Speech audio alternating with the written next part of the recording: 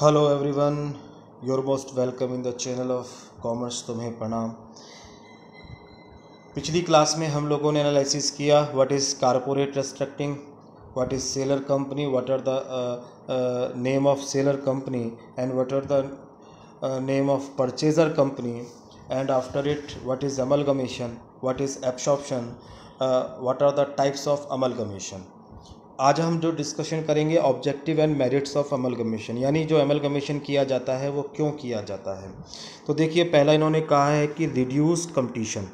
Reduce competition का मतलब हो गया कि कंपटीशन को कम करने के लिए। जैसे मैंने पीछे एग्जांपल दिया था आप लोगों को कि दो कंपनियां हैं टी कंपनी पी कंपनियां शर्ट बनाती हैं, दोनों आपस में मिल गई और टी और पी के नाम से एक कंपनी उन्होंने बना ली। तो यहाँ पर देखिए कंपटीशन खत्म हो गया, वरना पहले टी भी कंपटीशन पी से कर रहा था तो शर्ट मार्केट में सस्ती बिक रही थी, जिसको दोनों कंपनियों को नुकसान हो रहा था, कस्टमर को फ़ायदा हो रहा था। अब नई कंपनी बन गया है टीपी, तो कंपटीशन के लड़ेंगे किससे? दोनों ही अपनी मोनोपोली चलाएंगे और बिजनेस करना शुरू कर देंगे। तो कंपटीशन को रिड्यूस करने के लिए अमलगमेशन किया जाता है। सेकेंड पॉइंट आपसे कह रहा है reduction in fix type expenses. Reduction in fix type expenses का मतलब हो गया स्थायी प्रकृति के व्यय में कमी, यानी कि ऐसे एक्सपेंसेस जिनकी नेचर फिक्स होती है, चाहे आप बिजनेस करें चाहे ना करें, आपके वो एक्सपेंसेस अगर होते ही होते हैं उनको हम लोग कहते हैं फिक्स टाइप एक्सपेंसेस। देखिए, जब दोनों बिजनेस मिल जाते हैं, दो अमलगमेशन जब हो जाता है तो उस कंडीशन में जो फिक्स टाइप के एक्सपेंसेस हैं वो कम हो जाते हैं। क्यों कम हो जाते हैं? जैसे देखिए, जैसे सपोज़ करो कि रेंट है, तो पहले क्या होता था कि इस बिल्डिंग का किराया लग जाएगा, इस बिल्डिंग का किराया लग जाएगा, लेकिन अब दोनों की बिल्डिंग एक है तो ऐसी कंडीशन में किराया लेस हो जाएगा। ठीक है, जैसे इंश्योरेंस है तो इंश्योरेंस जो कराया जाएगा वो अब एक ही बिजनेस का कराया जाएगा, दो अलग अलग नहीं कराया जाएगा। तो ऐसे करके जो फिक्स टाइप के एक्सपेंसेस होते हैं उनमें कमी आ जाती है, उनको हम लोग बोलते हैं reduction in fix type expenses.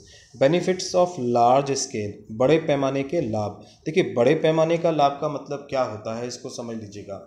बड़े पैमाने के लाभ का जो मतलब होता है वह यह होता है कि जब तुम छोटे स्केल पर बिजनेस करते हो तो तुम छोटे स्केल पर जब बिज़नेस करोगे तो तुम्हारी जो कॉस्ट है वो ज़्यादा आएगी, क्योंकि आपका जो प्रोडक्शन है वो बहुत छोटे लेवल पर हो रहा है।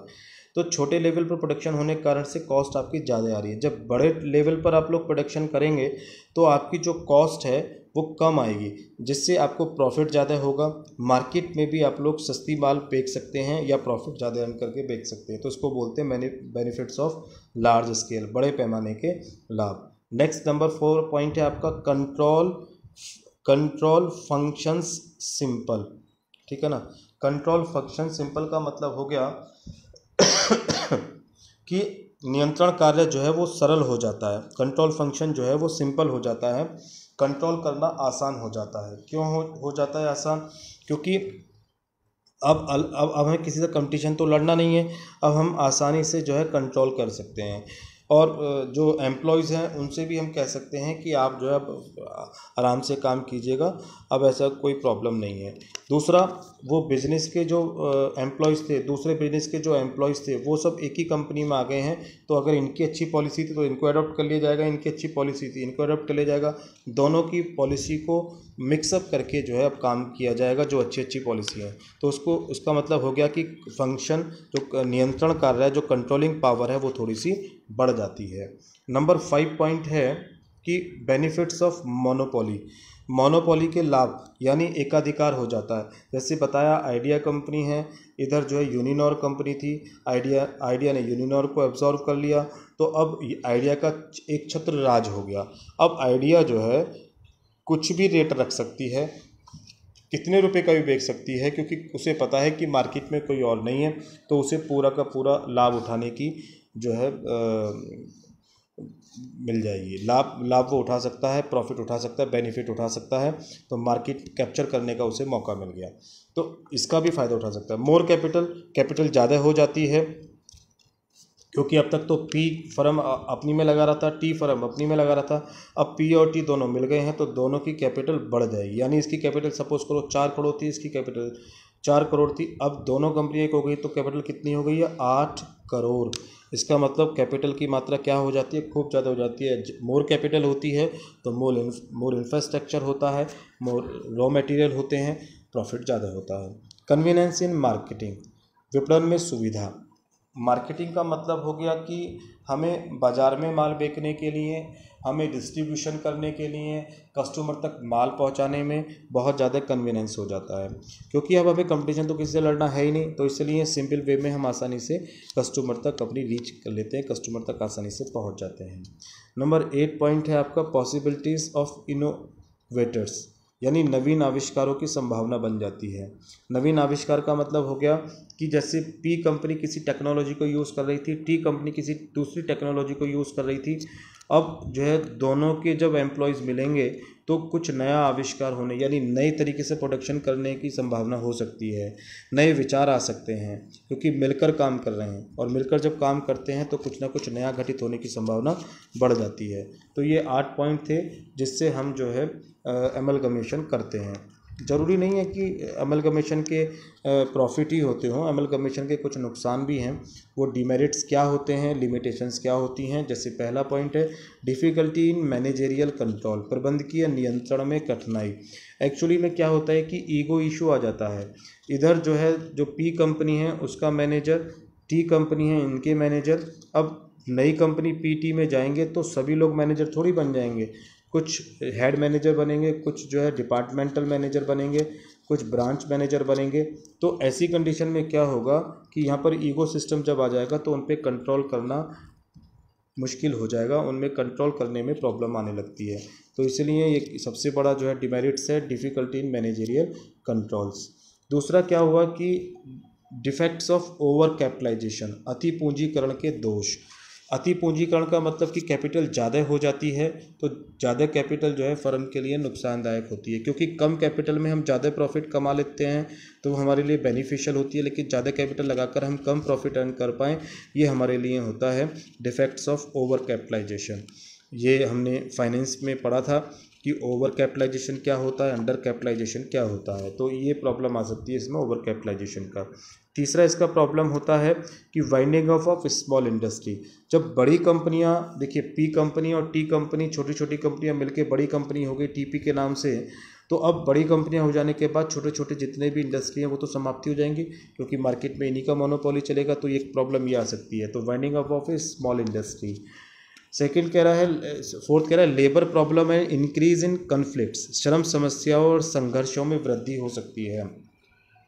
जब ज़्यादा लेबर हो जाती है तो ज़्यादा लेबर होने के कारण से उनके मोटो भी चेंज हो जाते हैं। जैसे पी कंपनी है तो पी कंपनी में पी कंपनी के जो लेबर है, टी कंपनी है, टी कंपनी की जो लेबर है उसे आपस में एक दूसरे के साथ एडजस्ट करने में प्रॉब्लम हो सकती है। तो ऐसी चीज़ें जो कहलाती हैं वो कहलाती हैं लेबर प्रॉब्लम। और इंक्रीज इन कन्फ्लिक्ट्स, उनमें प्रॉब्लम हो सकती है, उनकी लड़ाई झगड़े बढ़ सकते हैं, उसको कहते हैं संघर्षों में वृद्धि। फिर आपका 5 पॉइंट आ जाता है। 5 पॉइंट आपका है डिफेक्ट्स ऑफ मोनोपोली। मोनोपोली बढ़ जाती है, ये तो हमने पीछे ही पढ़ लिया था कि मोनोपोली ज़्यादा हो जाती है, और मोनोपोली होने के कारण से वो कस्टमर का सभी का दुरुपयोग कर सकते हैं, ज़्यादा महंगा माल बेच सकते हैं, मार्केट कैप्चर कर सकते हैं। गवर्नमेंट भी इसको जो है प्रॉब्लम में आ सकती है, टैक्स कम हो सकता है, और जो प्रोडक्शन है उस पर भी मोनोपोली हो सकती है। इस तरीके से हमें कई नुकसान हो सकते हैं। तो मेरिट्स एंड डिमेरिट्स ये हैं। कई बार कभी पूछ लेता है कि एमलगमेशन करने के क्या फ़ायदे हैं या क्या नुकसान है। अगर 2 नंबर में क्वेश्चन आता है तो पॉइंट लिख देंगे, और अगर 5 नंबर से ज़्यादा का क्वेश्चन आता है तो आप इसे अंदर थोड़ा सा एक्सप्लेन कर देंगे। क्लियर आपका हो गया होगा। अब आगे पीछे जो हमने बताया आप लोगों को कि हम लोग जो है क्या काम करेंगे कि जब किसी भी कंपनी को खरीदते हैं, परचेज करते हैं, या फर्म मिलती है या उसका स्ट्रक्चर में चेंजिंग आती है तो उसको हम लोग अमलगमेशन कहते हैं। और मर्जर में आपने बताया कि अमलगमेशन आता है, और अमलगमेशन जो होता है वो 2 तरह का होता है। एक तो नेचर ऑफ मर्जर होता है और एक नेचर ऑफ परचेज होता है, यानी विलय की प्रकृति का और क्रय की प्रकृति का। बट विलय की प्रकृति, नेचर ऑफ मर्जर क्या होता है और नेचर ऑफ परचेज क्या होता है, इससे पहले मुझे 2 चीज़ें समझनी पड़ेंगी, 2 समझानी पड़ेंगी। एक तो फ्रैक्शन शेयर्स क्या होते हैं, खंडित अंश क्या होते हैं, और एक दूसरा जो है फंड्स के बारे में आपको नॉलेज होनी चाहिए कि कौन कौन से फंड्स ऐसे होते हैं जो अपने अगेंस्ट लायबिलिटीज़ रखते हैं, कौन से फंड्स ऐसे होते हैं जो अपने अगेंस्ट लायबिलिटीज़ नहीं रखते हैं, और कौन से जो है स्टेटरीज फंड्स होते हैं, वैधानिक संचय होते हैं। तो ये हमको आज समझना है। फ्रैक्शन शेयर खंडित अंश कौन से होते हैं, आपके सामने लिख रहा होगा, देखिए। फ्रैक्शन शेयर्स का मतलब होता है खंडित अंश, यानी टूटे हुए अंश।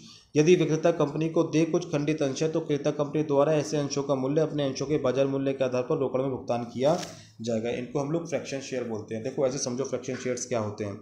जैसे सपोज करो कि किसी का मुझे पेमेंट करना है, तो मुझे क्या करना है, मुझे किसी को जो है 5,000 रुपये देने हैं, ठीक है। 5,000 रुपीज़ मुझे पे करने हैं। अब 5,000 रुपीज़ मुझे पे करने हैं तो मेरे पास हार्ड कैश नहीं है, तो मैंने क्या काम करा कि अपनी कंपनी का एक शेयर देना शुरू कर दिया। मेरी कंपनी का एक शेयर 15 रुपीज़ का है। मुझे पेमेंट कितना करना है, 5,000 का। मेरी कंपनी का एक शेयर कितने रुपये का, 15 रुपीज़ का। 5,000 रुपीज़ में 15 को मैं अगर डिवाइड करूँगा तो मेरे पास जो आएगा वो आएगा 333.33, 333 रुपये 333.33। अब देखो यहाँ पर जो शेयरों की संख्या आई है वो आई है 333.33। तो 333 तो शेयर दिए जा सकते हैं, लेकिन पॉइंटों में शेयर कैसे दिए जा सकते हैं। तो ये जो पॉइंट में शेयर हैं, ये जो पॉइंट में है, इसको टूटे हुए शेयर कहते हैं, इसको विखंडित अंश कहते हैं, इन्हीं को हम फ्रैक्शन शेयर कहते हैं, इन्हीं को हम खंडित अंश बोलते हैं। तो इनका जो पेमेंट किया जाएगा, इनका पेमेंट किया जाता है पैसों में, कैश में। 333 तो शेयर दे दिए जाएंगे और 0.33 की 15 रुपये का एक शेयर है, 15 रुपये में मल्टीप्लाई कर देंगे, समथिंग जो भी रुपया बैठेगा उसको हम लोग दे देंगे, यानी 4.95 रुपये समथिंग ये जो दिया जाएगा ये कैश में दे दिया जाएगा, और इसी को हम लोग बोलते हैं फ्रैक्शंस शेयर्स। देख लीजिए, पढ़ लीजिएगा दोबारा। यदि विक्रेता कंपनी को दे कुछ खंडित अंश हैं तो क्रेता कंपनी द्वारा ऐसे अंश का मूल्य अपने अंश के बाजार मूल्य के आधार पर रोकड़ में भुगतान कर दिया जाता है। तो फ्रैक्शन शेयर्स के बारे में अगर पूछे तो आप लोग इसको बता देंगे। बाकी अब हमको समझना है कि फंड्स, कौन से फंड्स अपने अगेंस्ट लायबिलिटीज रखते हैं, कौन से फंड अपने अगेंस्ट लायबिलिटीज नहीं रखते हैं। तो देखिएगा, nature of reserve funds and provision. हमको समझना है कि रिजर्व फंड्स और प्रोविज़न की नेचर क्या होती है। समझ लीजिएगा, रिजर्व और फंड्स एक ही बात होती है, पहले तो बहुत ध्यान से समझ लीजिएगा। रिजर्व और फंड एक बात होती है, प्रोविज़न अलग बात होती है। प्रोविज़न जो होता है ये लायबिलिटीज़ होती है, रिजर्व फंड जो होता है ये लायबिलिटीज़ हो भी सकती है, लायबिलिटीज़ नहीं भी हो सकती है। यानी रिजर्व फंड कुछ ऐसे होते हैं जो अपने अगेंस्ट लायबिलिटीज़ रखते हैं, कुछ फंड ऐसे होते हैं जो अपने अगेंस्ट लायबिलिटीज़ नहीं रखते हैं। तो हमको यही यहाँ पर समझना है कि कौन से फंड्स हैं, कौन से प्रोविज़न हैं जो लायबिलिटीज़ रखते हैं, कौन से प्रोविज़न फंड्स रिजर्व ऐसे हैं जो अपने अगेंस्ट लायबिलिटीज़ नहीं रखते हैं। तो यहाँ पर प्रोविज़न भी ऐसे हो सकते हैं जो अपने अगेंस्ट लायबिलिटीज़ रखते हैं और जो अपने अगेंस्ट लायबिलिटीज़ नहीं रखते हैं। अगेंस्ट लायबिलिटीज़ और जो अपने अगेंस्ट लायबिलिटीज़ नहीं रखते हैं, इसका मतलब ये हो गया कि जो पहली बात तो ये राइज होता है, आपको पता होना चाहिए कि जो फंड और रिजर्व बनते हैं वो सब के सब, फंड हो चाहे रिजर्व हो चाहे प्रोविज़न हो, ये सब के सब किससे बनते हैं, प्रॉफिट से बनते हैं, प्रॉफिट में से काट के बनाए जाते हैं। और आप लोगों ने P&L एप्रोप्रिएशन नाम का एक टॉपिक पढ़ा होगा, जिसमें हम लोगों ने सिखाया था आप लोगों को कि जो है P&L एप्रोप्रिएशन में क्या क्या चीज़ें जाती हैं। तो प्रॉफिट का डिस्ट्रीब्यूशन करना हो, प्रॉफिट बांटना हो, प्रॉफिट में से चार्ज करना हो, तो वो सब कहाँ से निकलता है आपका, वो सब कहाँ से निकलता है आप लोगों का, यहीं से निकलता है, प्रॉफिट से निकलता है। तो ये जो होते हैं ये प्रॉफिट के पार्ट होते हैं। अब क्वेश्चन दूसरा ये राइज होता है कि कुछ फंड्स ऐसे बन जाते हैं, कुछ रिजर्व ऐसे बन जाते हैं, प्रोविज़न ऐसे बन जाते हैं कि जिनका तो हमें पेमेंट करना होता है, जिसका हमें पेमेंट करना ही है, और कुछ फंड्स एंड रिजर्व ऐसे होते हैं कि जिनका पेमेंट हमें नहीं करना होता। तो जिनका पेमेंट हमें नहीं करना होता वो अपने अगेंस्ट लायबिलिटीज़ नहीं रखते, उन्हीं को बोलते हैं कि वो अपने अगेंस्ट लायबिलिटीज़ नहीं रखते। और जिनका पेमेंट हमें करना होता है उनको हम लोग बोलते हैं कि वो अपने अगेंस्ट लायबिलिटीज़ रखते हैं। तो अब यहीं पे हमने इनको बांटा है, क्योंकि हम नेचर ऑफ मर्जर और नेचर ऑफ परचेज यानी अमलगमेशन में विलय की प्रकृति का एकीकरण और क्रय की प्रकृति का एकीकरण तभी समझ सकते हैं जब हमको ये क्लियर हो कि कौन सा फंड्स रिजर्व प्रोविज़न अपने अगेंस्ट लायबिलिटीज़ रखता है, कौन सा फंड रिजर्व प्रोविज़न अपने अगेंस्ट लायबिलिटीज़ नहीं रखता है, कौन सा इसमें से स्टैट्यूटरीज रिजर्व होता है। इंग्लिश हिंदी की प्रॉब्लम मैंने आपको पहले ही बता दिया कि अपने आप इसको सॉल्व कर लेंगे। मैं इसको हिंदी में बोलूँ इंग्लिश में बोलूँ, अपने आप नोट करते रहना आप लोग। जैसे देखिए इन्होंने 3 कैटेगरी बांटी है कि reserve funds provision which are treated as liabilities, ऐसे जो अपने अगेंस्ट लायबिलिटीज रखते हैं। कह रहा है are not treated as liabilities, ऐसे जो अपने अगेंस्ट लायबिलिटीज नहीं रखते। और स्टेटरी रिजर्व जिसको हम लोग बोलते हैं वैधानिक संचय, ये हम अमेलगमेशन में ही काम में आने वाली चीज़ है। Are not treated as liabilities का मतलब हो गया जो अपने अगेंस्ट लायबिलिटीज नहीं रखते। अपने अगेंस्ट लायबिलिटीज नहीं रखते ऐसे फंड्स होते हैं कि इनको हम यूज़ कर सकते हैं किन्हीं भी कामों के लिए, इसका मतलब ये। और जो अपने अगेंस्ट लायबिलिटीज रखते हैं तो जिन कामों के लिए वो फंड्स बने हैं उन्हीं कामों के लिए यूज़ आ सकते हैं। सपोज करो, देखिए मैं एक एग्जांपल के माध्यम से पहले समझा दूँ तुम्हें कि जैसे सपोज करो कि आपके घर में कोई बेबी होता है और बेबी के होते ही गर्ल चाइल्ड होता है, ठीक है ना, लड़की आपके पैदा होती है। और आपने क्या काम करा कि सुकन्या समृद्धि योजना में उसके लिए कुछ पैसे जमा कर दिए, 2 लाख रुपए या 3 लाख रुपए। तो अब आफ्टर 21 ईयर्स, 21 साल के बाद इसको पैसे मिलेंगे बढ़ के। 21 साल के बाद जो पैसे मिलेंगे वो सिर्फ लड़की को ही मिल सकते हैं, लड़की के ही कामों में यूज़ आ सकते हैं। तो ये जो पैसा आप लोगों ने जमा किया, ये जो फंड्स आपने बनाया, ये अपने अगेंस्ट लायबिलिटीज़ रखता है। क्यों रखता है? क्योंकि जो भी पैसा आएगा उसका पेमेंट हाथ के हाथ हो जाएगा, यानी वो सिर्फ लड़की के ही काम में आएंगे। दूसरा एग्जाम्पल लें, आप लोगों ने क्या काम करा कि एफडी कराई बैंक में 21 साल के लिए। 21 साल के लिए एफडी कराई 2 या 3 लाख रुपए की, 2-3 साल की 2-3 लाख रुपए की एफडी कराई 21 साल के लिए। 21 साल बाद जब आपको पैसा मिलेगा तो वो एफडी तोड़ने के बाद अब ज़रूरी नहीं है कि किसी एक काम में यूज़ करें, आप किसी भी काम में यूज़ कर सकते हैं। चाहे तो दोबारा आप लोग एफडी को फिर एफडी करा सकते हैं, या आप लोग जो है उसको आधी एफडी तोड़ सकते हैं, आधी एफडी जो है आप घर ला सकते हैं, या जो है किसी के कामों में भी यूज़ ले सकते हैं। तो यहाँ ये अपने अगेंस्ट लायबिलिटीज़ नहीं रखता, जबकि दोनों ही फंड्स प्रॉफिट से क्रिएट हुए थे, दोनों ही 21 ईयर्स के थे, बट एक का टारगेट कुछ था, दूसरे का टारगेट कुछ था। तो आई होप ये क्लियर हो गया होगा आपको कि अपने अगेंस्ट लायबिलिटीज़ रखना और ना रखना क्या बात होती है। तो अब ये हम लोग देख लेते हैं कि कौन से फंड्स अपने अगेंस्ट लायबिलिटीज़ रखते हैं। तो इन्होंने इसको कैटेगराइज किया है, reserve funds provision which are treated as liabilities. तो पहला इन्होंने कहा है एम्प्लॉय प्रोविडेंट फंड, ईपीएफ, ठीक है ना। पीएफ प्रोविडेंट फंड या एम्प्लॉय प्रोविडेंट फंड, कर्मचारी की सैलरी में से काट के जो फंड्स बनाया जाता है उसको हम लोग प्रोविडेंट फंड्स बोलते हैं। इसमें मालिक लोग भी पैसे जमा कर सकते हैं और एम्प्लॉय की सैलरी में से भी काट के बनाया जाता है। एम्प्लॉय जब रिटायरमेंट होता है एम्प्लॉयज़ का तो उसको ये पैसे दिए जाते हैं, ये ज़रूर दिए जाएंगे, अगर नहीं देंगे तो वो केस हम पे कर सकता है। तो ये अपने अगेंस्ट लायबिलिटीज रखता है। प्रोविज़न फॉर टैक्स, कर के लिए आयोजन, कर के लिए किया गया पैसा इकट्ठा, वो जो है हमेशा लायबिलिटीज रखता है। या प्रोविज़न फंड्स, किसी भी काम के लिए बनाया गया जो फंड्स होता है उसको हम लोग प्रोविज़न फंड्स बोलते हैं। Workers divisible fund, worker divisible funds का मतलब हो गया कि कर्मचारियों की देखकर जो फंड्स बनाया जाता है, कर्मचारी की देखरेख के लिए जो फंड बनाया जाता है उसको हम लोग बोलते हैं worker divisible funds. Employ saving bank deposit, कर्मचारी बचत बैंक जमा। तो कर्मचारी बैंक जमा बचत जो होती है ये भी अपने अगेंस्ट लायबिलिटीज रखता है, ये भी जो है इसी कैटेगरी में जाएगा, क्योंकि कर्मचारियों की सेविंग के लिए बनाया गया जो फंड्स होता है उसको हम लोग बोलते हैं। आगे आपका कहता है पब्लिक डिपॉजिट, जनता की जमा। पब्लिक डिपॉजिट के रूप में जो पैसा हमारे पास जमा है या इस नाम से आपको अगर मिलता है तो ये भी अपनी लायबिलिटीज रखता है। लीज होल्ड रिडेम्पशन फंड्स, ठीक है। लीज होल्ड पट्टाधारी, रिडेम्पशन को कहते हैं शोधन फंड, पट्टाधारी शोधन फंड, ठीक है ना, या पट्टा योग्य शोधन फंड्स। लीज होल्ड, ऐसी ज़मीन जिस पे जो है हम लोग बाद में पेमेंट करेंगे, हमने पट्टे पर ले रखी है, उसके लिए जो फंड्स इकट्ठा किया जाता है उसे लीज होल्ड रिजर्व फंड बोलते हैं। वर्क्समैन सिक्योरिटी डिपॉजिट, कर्मचारी सुरक्षा जमा, कर्मचारी की सुरक्षा के लिए जो पैसे जमा होता है उसे हम लोग वर्क्समैन सिक्योरिटी डिपॉजिट बोलते हैं। ये सारे के सारे जो फंड्स है अपने अगेंस्ट लायबिलिटीज रखते हैं। अब हम वो फंड्स देख लेते हैं जो अपने अगेंस्ट लायबिलिटीज नहीं रखते हैं। तो कह रहा है देखिए, reserve funds provision which are not treated as liabilities, ऐसे फंड्स जो अपने अगेंस्ट लायबिलिटीज नहीं रखते हैं। कॉमन है जनरल रिजर्व है, रिजर्व फंड्स है, कैपिटल रिजर्व है। जनरल रिजर्व सामान्य संचय, रिजर्व फंड सामान्य संचय, कैपिटल रिजर्व पूंजीगत संचय, ठीक है। कंटिंजेंसी रिजर्व यानी आकस्मिक संचय।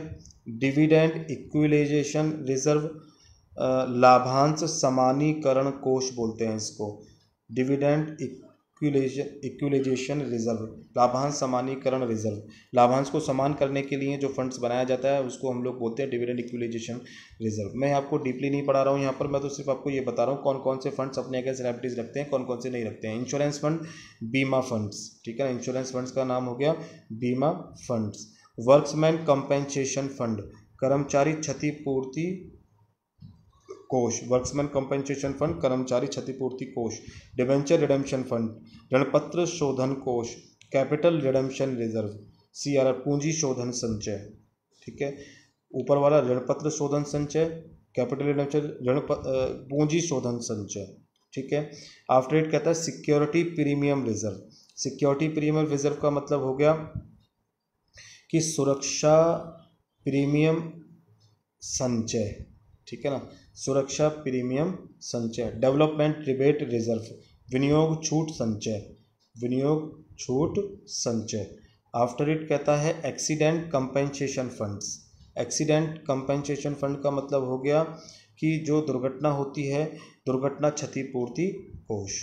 तो ये सारे के सारे फंड्स जो थे, इसमें आप ऐसे भी सोच सकते हैं कि इनमें जिसके लिए भी ये फंड्स बनाए गए हैं वो अगर हो जाते हैं तो पैसा दे दिया जाएगा, अगर नहीं होते हैं तो फिर वो अपने कामों में यूज़ कर लिए जाते हैं। जैसे एक्सीडेंट कंपेंसेशन फंड है, अगर एक्सीडेंट हो गया तो इस फंड में से निकाल के पैसे दे दिए जाएंगे। अगर एक्सीडेंट नहीं होता है तो फिर वो हमारे काम में आएगा, इसीलिए वो अपने अगेंस्ट लायबिलिटीज़ नहीं रखते हैं। हो भी सकता है, नहीं भी हो सकता है। देखिए समझने वाली बात है। स्टेटरीज रिजर्व, वैधानिक संचय। वैधानिक संचय कौन से होते हैं, ये इस चैप्टर में ही सिर्फ हम लोगों को पढ़ाया गया है कि वैधानिक संचय कौन से होते हैं।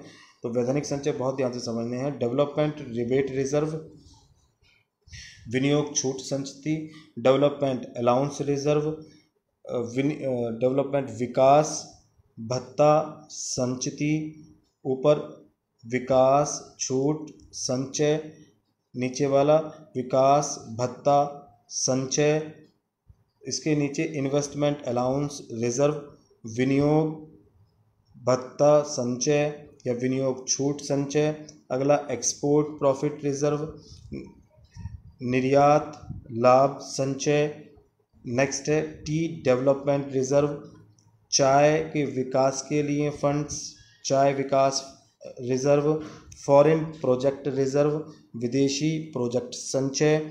ये हमारे जो होते हैं, ये हमारे होते हैं कौन से, ये फंड्स हमारे होते हैं स्टेटरीज रिजर्व।